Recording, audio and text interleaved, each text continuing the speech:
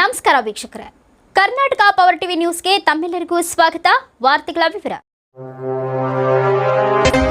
ಇಂದು ಸಂಡೂರು ಪುರಸಭೆಯಲ್ಲಿ ಅಧ್ಯಕ್ಷ ಹಾಗೂ ಉಪಾಧ್ಯಕ್ಷರ ಚುನಾವಣೆ ನಡೆಯಿತು. ಮತ್ತೊಂದು ಬಾರಿ ಕಾಂಗ್ರೆಸ್ಸಿಗೆ ಅಧ್ಯಕ್ಷ ಸ್ಥಾನ ಲಭಿಸಿತು. ಸಂಡೂರಿನ ಇತಿಹಾಸದಲ್ಲಿ ಮೊಟ್ಟಮೊದಲ ಬಾರಿಗೆ ಮುಸ್ಲಿಂ ಜನಾಂಗಕ್ಕೆ ಪುರಸಭೆಯ ಅಧ್ಯಕ್ಷ ಸ್ಥಾನ ಸಿರಾಜ್ ಅವರ ಗೆಲುವು ಮುಡಿಗೇರಿತು. ಉಪಾಧ್ಯಕ್ಷರನ್ನಾಗಿ ಶ್ರೀಮತಿ ಲತಾ ಅವರು ವಿಜಯದ ಪತಾಕೆಯನ್ನು ಹಾರಿಸಿದರು.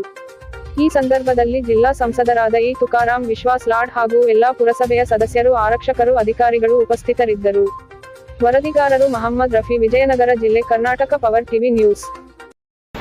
ಸಂಡೂರು ಪುರಸಭೆಯ 10ನೇ ಅವಧಿಗೆ ಅಧ್ಯಕ್ಷರ ಮತ್ತು ಉಪಾಧ್ಯಕ್ಷರ ಚುನಾವಣೆ ನಡೆಯಿತು. ಈ ಚುನಾವಣೆಯಲ್ಲಿ ಸಿರಾಜ್, ನಮ್ಮ 13ನೇ ವಾರ್ಡಿನ ಕೌನ್ಸಿಲರ್ ಸಿರಾಜ್ ಅವರು ಅಧ್ಯಕ್ಷರಾಗಿ ಆಯ್ಕೆಯಾಗಿದ್ದಾರೆ. ನಮ್ಮ 19ನೇ ವಾರ್ಡಿನ ಅಕ್ಕನಾಗಿರ್ತಕ್ಕಂಥ ಲತಕ್ನವರು ಇವತ್ತು ಉಪಾಧ್ಯಕ್ಷರಾಗಿ ಆಯ್ಕೆಯಾಗಿದ್ದಾರೆ.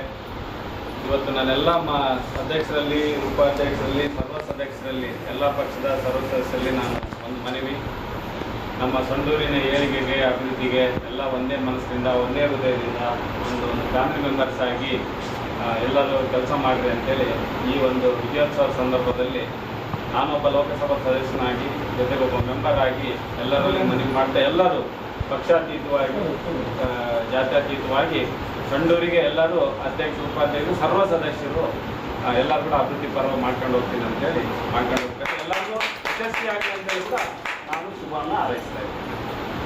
Thank you. ಅಧ್ಯಕ್ಷರಿಗೆ ಆದರೆ ಅಲ್ಲಿ